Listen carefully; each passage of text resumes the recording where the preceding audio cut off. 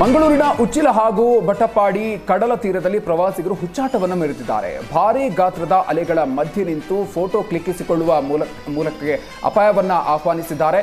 ಇನ್ನು ಸಮುದ್ರದ ಭಾಗಕ್ಕೆ ತೆರಳದಂತೆ ದಕ್ಷಿಣ ಕನ್ನಡ ಜಿಲ್ಲಾಧಿಕಾರಿ ಆದೇಶವನ್ನ ಹೊರಡಿಸಿದ್ರು. ಪ್ರವಾಸಿಗರು ನಿರ್ಲಕ್ಷ್ಯವನ್ನ ತೋರ್ತಾ ಇದ್ದಾರೆ. ಕಡಲ್ ಕೊರೆತ ತಡೆಗೆ ಹಾಕಿದ ಕಲ್ಲುಗಳ ಮೇಲೆಯೇ ನಿಂತು ಫೋಟೋಗಳನ್ನು ಕ್ಲಿಕ್ಕಿಸಿಕೊಳ್ತಾ ಇದ್ದಾರೆ. ಇನ್ನು ಪ್ರವಾಸಿಗರ ವಿರುದ್ಧ ಕಠಿಣ ಕ್ರಮ ಕೈಗೊಳ್ಳುವಂತೆ ಸ್ಥಳೀಯರು ಆಗ್ರಹಿಸಿದ್ದಾರೆ.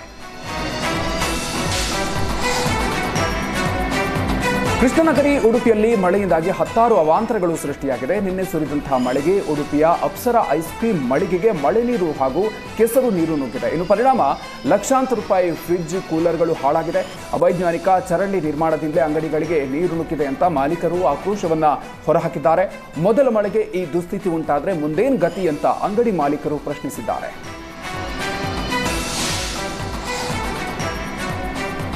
ರಾಜ್ಯದಲ್ಲಿ ಮುಂದಿನ 3 ದಿನಗಳ ಕಾಲ ಭಾರೀ ಮಳೆ ಆಗಲಿದೆ ಅಂತ ಹವಾಮಾನ ಇಲಾಖೆ ಮುನ್ಸೂಚನೆಯನ್ನು ನೀಡಿದೆ.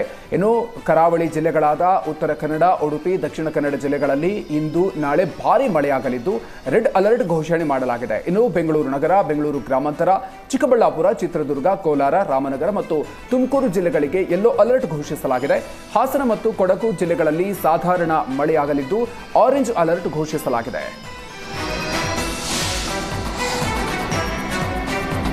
ನಿಯಂತ್ರಣ ತಪ್ಪಿ ಸಾರಿಗೆ ಬಸ್ ಕಂದಕಕ್ಕೆ ಉರುಳಿದ ಘಟನೆ ಬೀದರ್ ಜಿಲ್ಲೆ ಔರಾದ್ ತಾಲೂಕಿನ ಜಮಲಾಪುರದಲ್ಲಿ ನಡೆದಿದೆ. ಔರಾದ್ನಿಂದ ಕಮಲನಗರಕ್ಕೆ ತೆರಳುವ ವೇಳೆ ಬಸ್ ಅಪಘಾತಕ್ಕೆ ಈಡಾಗಿದೆ. ಬಸ್ನಲ್ಲಿದ್ದ 2 ಪ್ರಯಾಣಿಕರಿಗೆ ಗಾಯ ಆಗಿದ್ದು ಔರಾದ್ ಆಸ್ಪತ್ರೆಗೆ ದಾಖಲಿಸಿ ಚಿಕಿತ್ಸೆ ಕೊಡಿಸಲಾಗಿದೆ.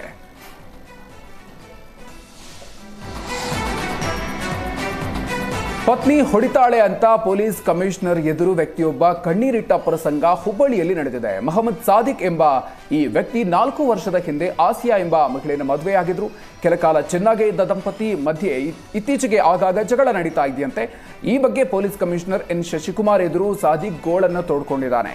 ಮತ್ತೊಂದು ಕಡೆ ವರದಕ್ಷಿಣೆ ಕಿರುಕುಳ ನೀಡುತ್ತಿದ್ದಾನೆ ಅಂತ ಪತ್ನಿ ಆಸಿಯಾ ಕೂಡ ಕಣ್ಣೀರಿಟ್ಟಿದ್ದಾಳೆ. ಪತಿ ಪತ್ನಿಯನ್ನ ಸಂತೈಸಿದ ಪೊಲೀಸ್ ಕಮಿಷನರ್ ಶಶಿಕುಮಾರ್ ಬುದ್ಧಿ ಹೇಳಿ ಕಳಿಸಿದ್ದಾರೆ. ಆಪರೇಷನ್ ಸಿಂಧೂರ ಯಶಸ್ವಿ ಹಿನ್ನೆಲೆಯಲ್ಲಿ ಬೀದರ್ ಜಿಲ್ಲೆ ಬಾಲ್ಕಿ ಪಟ್ಟಣದಲ್ಲಿ ತಿರಂಗಾ ಯಾತ್ರೆ ನಡೆಸಲಾಯಿತು. ಬಾಲ್ಕಿ ಪ್ರಮುಖ ವೃತ್ತಗಳಲ್ಲಿ ತಿರಂಗಾ ಧ್ವಜ ಹಿಡಿದು ಬಿಜೆಪಿ ಮುಖಂಡರು ಹಾಗೂ ವಿದ್ಯಾರ್ಥಿಗಳು ರ್ಯಾಲಿ ನಡೆಸಿದ್ರು. ಪುರಸಭೆ ವೃತ್ತದಿಂದ ಆರಂಭ ಆದ ಯಾತ್ರೆ ಅಂಬೇಡ್ಕರ್ ವೃತ್ತ, ಗಾಂಧಿ ವೃತ್ತ ಮಾರ್ಗವಾಗಿ ಬಸವೇಶ್ವರ ವೃತ್ತಕ್ಕೆ ತಲುಪಿತು. ಇನ್ನು ಬಿಜೆಪಿ ಜಿಲ್ಲಾಧ್ಯಕ್ಷ ಸೋಮನಾಥ್ ಪಾಟೀಲ್, ಮಾಜಿ ಶಾಸಕ ಪ್ರಕಾಶ್ ಖಂಡ್ರೆ, ನೂರಾರು ವಿದ್ಯಾರ್ಥಿಗಳು ಭಾಗಿಯಾಗಿದ್ದರು. ಕೊಪ್ಪಳದಲ್ಲಿ ಕೋಳಿ ಫಾರಂ ಮಾಲೀಕರ ಮೇಲೆ ಐಟಿ ರೇಡ್ ನಡೆಸಿದೆ.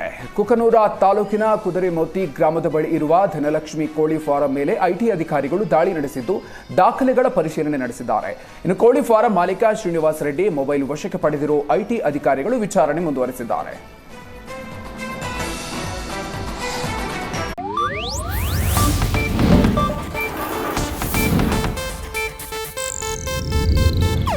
ಇದು ಏಷ್ಯಾನೆಟ್ ನ್ಯೂಸ್ ನೆಟ್ವರ್ಕ್ ಪ್ರಸ್ತುತಿ.